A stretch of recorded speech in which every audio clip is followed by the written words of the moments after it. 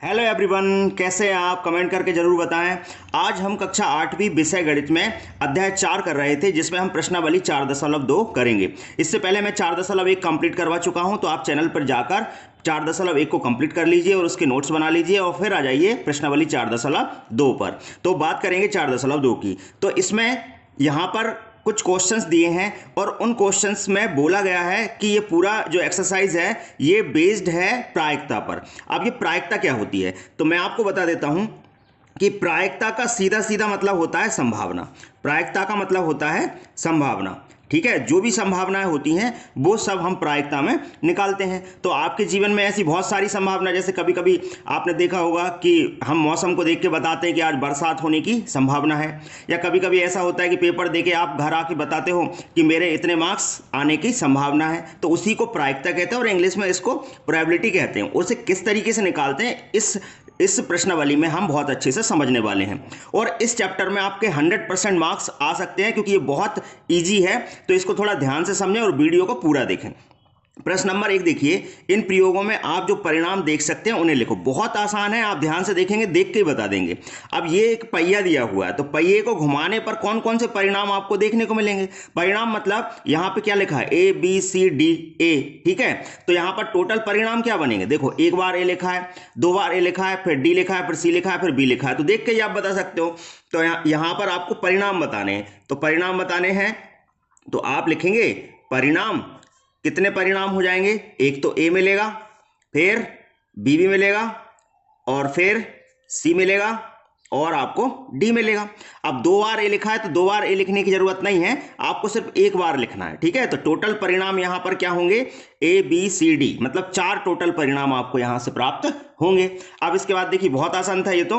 अब हम करते हैं दूसरा वाला क्वेश्चन। अब इसमें दूसरे क्वेश्चन में क्या दिया हुआ है, ध्यान से देखिए।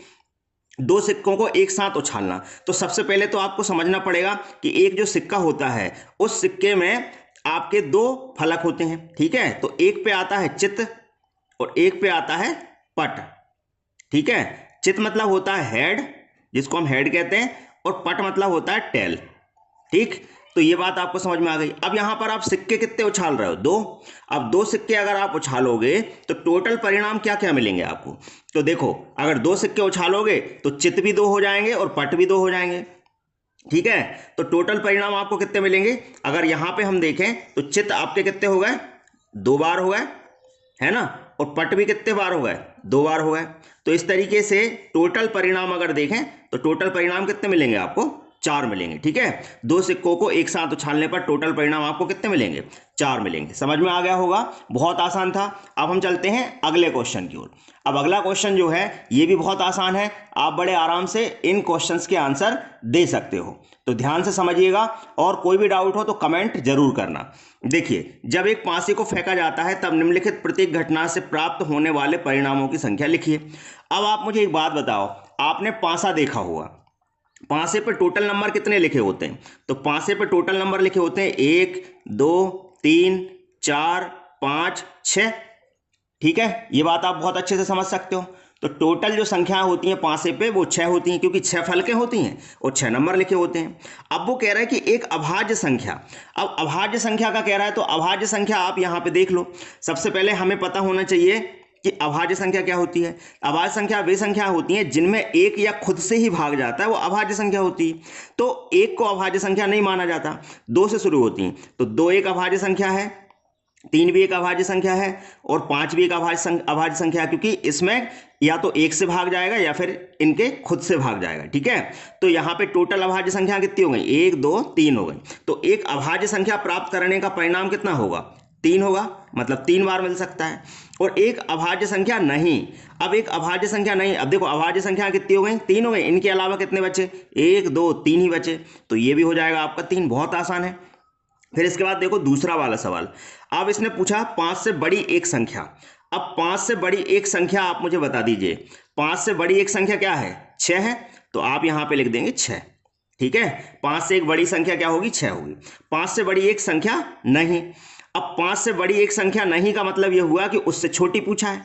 उससे छोटी कितनी है, 1 2 3 4। तो हम यहां लिखेंगे 1 2 3 4, मतलब टोटल जो परिणाम आपको मिलेंगे वो कितने मिलेंगे, यहां पे 4 मिलेंगे। तो बहुत आसान था, ये भी आपको अच्छे से समझ में आ गया होगा। अब हम करते हैं इसका तीसरा सवाल। अब तीसरा सवाल भी आसान है, बस आपको क्या करना है, एक फॉर्मूला याद रखना है, वो मैं आपको बता देता हूं। फॉर्मूला क्या है, ध्यान से समझना। देखिए फॉर्मूला क्या है, ध्यान से समझना। लिखा है, ज्ञात करो प्रश्न 1A में सूचक डी पर रुकने की प्रायिकता क्या होगी। आपको समझना है कि प्रायिकता में जितनी घटना में जो बनने वाले परिणामों की संख्या है वो ऊपर लिखना है और कुल परिणामों की संख्या नीचे लिखना है। ठीक है, सिंपल है, आपको समझ में आ रहा होगा। अब वो ये कह रहा है कि प्रश्न 1A में सूचक डी पर रुकने की प्रायिकता। अब सूचक डी पर रुकने की प्रायिकता क्या होगी, ध्यान से समझना। अगर हम सूचक डी पर रुकने की प्रायिकता की बात करें तो यहां पे ये टोटल जो परिणाम है वो टोटल कितने बन रहे हैं, 1 2 3 4 5, कितने बन रहे हैं, 5 बन रहे हैं। और वो कह रहा है डी पर रुकने की प्रायिकता, तो डी तो एक ही बार है, डी एक बार है और टोटल कितने हैं, 5 है। तो यहां पे आप सिंपल बहुत आराम से ये बात समझ गए होंगे कि यहां पर टोटल कितना है, आपके 5 हैं और डी कितनी बार आना है, एक बार आना है। तो इसकी जो प्रायिकता बनेगी वो हो जाएगी क्या, आपकी यहाँ पे 1/5। ये आपका आंसर आएगा। देखिए इसमें प्रश्न नंबर तीसरा है, एक अच्छी प्रकार से फेंटी हुई 52 ताशों की एक गड्डी में से एक इक्का प्राप्त करने की प्रायिकता क्या होगी। अब फॉर्मूला मैं आपको पहले ही बता चुका हूं, अब आपको एक इक्का प्राप्त करना है। तो आपको पता है कि टोटल यहाँ पर पत्ते 52 होते हैं और यहाँ पर 13 पत्ते होते हैं। ठीक है, कितने कितने पत्ते होते हैं, 13। अब 13 कैसे होंगे, 13 अगर हम देखें तो ईंट के 13 पत्ते, ठीक है, और यहाँ पर लाल के 13 पत्ते, फिर यहाँ पर जो काले होते हैं उसके 13 पत्ते और चिड़ी के 13 पत्ते, ऐसे ही होते हैं। अब इसमें अगर हम देखें तो इक्के कितने होंगे अपने पास, 4 इक्के होंगे। 13 पत्तों में कितने इक्के होंगे, 4 इक्के होंगे, है ना। तो उसने पूछा है कि एक इक्का प्राप्त करने की प्रायिकता क्या होगी।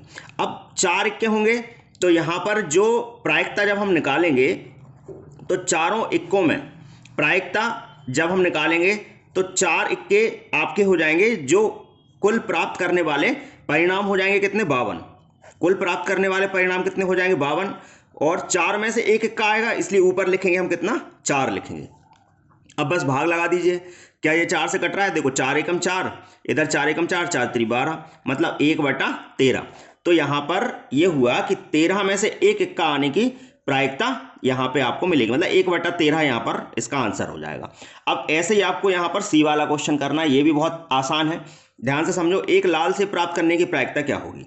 अब लाल सेब प्राप्त करना है तो आप बताइए कि यहां पर टोटल लाल सेब कितने हैं, यहां पर जो आर लिखा है मतलब रेड है ना, तो लाल सेब कितने हैं, 1 2 3 4, है ना।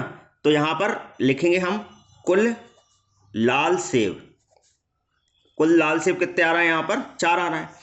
और टोटल सेब मतलब कुल संख्या, सेबों की कुल संख्या कितनी है वो गिन लो, 1 2 3 4 5 6 7, ठीक है। अब लाल सेब प्राप्त करने की बताना है तो हमारे पास जो प्रायिकता बनेगी, हमारे पास जो प्रायिकता बनेगी वो क्या बनेगी, लाल सेब बताना है तो लाल सेब ऊपर और कुल को नीचे लिखते हैं, है ना। फॉर्मूले में मैंने अभी आपको बताया है कुल संख्या नीचे आती है, तो 4/7 यहाँ पर प्रायिकता आ जाएगी। तो इस तरीके से आपको इस प्रश्न को करना था। अब हम चलते हैं अगले क्वेश्चन की ओर। अगला क्वेश्चन क्या है, ध्यान दो। देखिए क्वेश्चन नंबर 4, ध्यान से समझेंगे। लिखा है 10 पृथक पर्चियों पर 1 से लेकर 10 तक संख्याएं लिखी हुई हैं, बॉक्स में रखी हुई हैं। अब कितनी संख्याएं लिखी हैं, 10, है ना। अब 10 संख्याएं लिखी हैं तो 1 2 3 4 5 6 7 8 9 10, इस तरीके के नंबर पर्चियों पे लिखे होंगे, एक पर्ची पर एक नंबर लिखा होगा। अब वो कह रहा है संख्या 6 प्राप्त करना है, तो आप मुझे बताओ संख्या 6 पर्ची पर एक बार लिखा होगा तो एक ऊपर लिखेंगे, और कुल कितने हैं, 10 हैं, तो 10 में से तो 1/10 हो गया। बहुत आसान है, समझ में आ गया होगा। तो 1/10 इसकी प्रायिकता हो गई। फिर 6 से छोटी एक संख्या प्राप्त करना। अब 6 से छोटी संख्याएं कितनी हैं, गिनो। 6 से छोटी यहां पर ये हो गई 1 2 3 4 5। अब 6 से छोटी संख्या कितनी है, 5 है, और टोटल कितनी है, 10 है, तो 5/10, ठीक। काटो इसको, 5 एकम 5, 5 दूनी 10, मतलब 1/2 हो गया। फिर 6 से बड़ी एक संख्या। अब 6 से बड़ी एक संख्या, तो बड़ी संख्या कितनी है, 1 2 3 4, है ना। तो 6 से बड़ी एक संख्या कितनी हो जाएगी, 1 2 3 4, 4 संख्या है, कितने में से, 10 में से। काटो इसको, 2 दूनी 4, 2 पंजे 10, तो यहां पे आ गया 2/5। फिर एक अंक की संख्या प्राप्त करना। अब एक अंक की संख्या प्राप्त करने का मतलब यह है जिसमें 2 अंक ना हो, सिर्फ एक अंक हो। तो एक अंक यहां से 1 से लेकर 9 तक मिलेंगे। ठीक है, तो टोटल कितनी संख्या हो जाएंगी? 9। कितने में से? 10 में से। तो 9/10 इसका आंसर हो जाएगा। अब हम करते हैं अगला क्वेश्चन।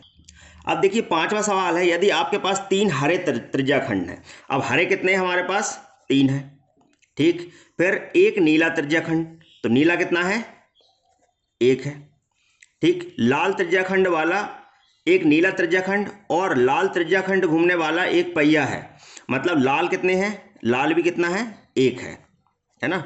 लाल त्रिज्याखंड वाला घूमने वाला एक पहिया है, तो हरा त्रिज्याखंड प्राप्त करने की प्रायिकता क्या होगी?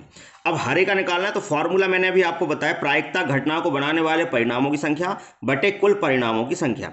तो कुल कितने हो जाएंगे पहले अपन वो निकाल लेते हैं। तो यहां पर कुल देखो 3, एक 4 और एक 5, तो कुल कितने हो गए? 5 हो गए। ये बात समझ में आ गई होगी। अब उसने क्या बोला है? हरे। तो हरे कितने हैं अपने पास? 3 है। यहां पर बोला ना, तो हरा त्रिज्याखंड प्राप्त करने की प्रायिकता क्या होगी? तो हरे कितने हैं अपने पास? टोटल 3 है। तो हरे को प्राप्त करने की जो प्रायिकता होगी वो हो जाएगी, ऊपर लिखेंगे 3 और कुल कितने? 5, ये बटे में आ जाएगा। इस फॉर्मूले से ये हो गया। फिर ऐसा त्रिज्याखंड प्राप्त करने की प्रायिकता जो नीला ना हो, तो नीला कितना है अपना? 1 है। तो बाकी कितने बचे? 3 और 1 4। तो नीला ना हो तो नीले को हटा दो, तो 1 हटा दिया, 3 और 1 4 बचे। तो इसकी प्रायिकता यहां पर लिखेंगे नीला ना हो, नीला ना होने की प्रायिकता, होने की प्रायिकता क्या आएगी? नीला ना हो, टोटल कितने हो रहे हैं? 3 और 1 4। अगर नीला नहीं होंगे तो 4, टोटल कितने? 5 है ना। तो यहां पर 4/5 इसका आंसर हो जाएगा। समझ में आ गया होगा। नीला ना होने की प्रायिकता 4/5 होगी। क्लियर है। अब हम चलते हैं अगले क्वेश्चन पर। प्रश्न नंबर 6वां देखिए जरा, क्या है प्रश्न नंबर 6वां। क्या बोलता है? प्रश्न 2 में दी हुई घटनाओं की प्रायिकता ज्ञात करो। अब प्रश्न 2 में जो संख्या मतलब जो घटनाएं दी हैं वो क्या दी हैं? ये वाली। अब पांसे से संबंधित प्रश्न तो हमारा था, तो पांसे में हमें पता है टोटल कितनी घटनाएं हो सकती हैं? 1 2 3 4 5 6, मतलब यही घटनाएं टोटल हो सकती हैं। अब एक अभाज्य संख्या होने की क्या प्रायिकता होगी? तो एक अभाज्य संख्या होने की प्रायिकता क्या होती है? अभाज्य संख्या कितनी है? 1 2 3, अभी हमने बताया था आपको। तो 3 हो गई और टोटल कितनी है? 6, बटे में लिख दो, तो काट दो इसको, तो कितना आ गया? 1/2 आ गया। एक अभाज्य संख्या नहीं होने की संभावना, प्रोबेबिलिटी। ठीक है, एक अभाज्य संख्या नहीं होने की। तो एक अभाज्य संख्या नहीं होने के लिए क्या होगा? अभाज्य संख्या नहीं पूछा है, तो बची हुई कितनी है? 1 2 3, ये भी 3 है और टोटल कितनी? 6। काटोगे तो आ जाएगा 1/2। फिर 5 से बड़ी एक संख्या, अब 5 से बड़ी एक संख्या तो 6 ही अकेली है, तो 1 हो गया। टोटल कितनी है? 6, तो 1/6 हो गया। फिर अगला है 5 से बड़ी एक संख्या नहीं। तो 5 से बड़ी एक संख्या नहीं होना अगर हम देखें तो टोटल यहां पर काउंट करो, 1 2 3 4, 5 से छोटी होंगी, 5 से बड़ी नहीं बोला है तो छोटी होंगी। तो 1 2 3 4, 4 हो गया। ठीक है, तो यहां पे आ जाएगा कितना? 4/6। 4/6 मतलब काटो इसको, 2 दूनी 4, 2 3 6, मतलब 2/3 आ गया। समझ में आ गया होगा। ये सारे क्वेश्चन बहुत आसान है, इनके नोट्स बनाइए और कोई भी अगर डाउट आता है तो कमेंट बॉक्स में कमेंट करके जरूर बताएं। ये हमारी पहल है कि आपको 100% मार्क्स एग्जाम में मिले, इसलिए यहाँ पे जो आपको क्लासेस मिल रही हैं ये बिल्कुल फ्री ऑफ कॉस्ट हैं। तो आप बने रहें भारत एजुकेशन के साथ, और कोई भी डाउट आता है तो आप कमेंट करके मुझसे पूछ सकते हैं।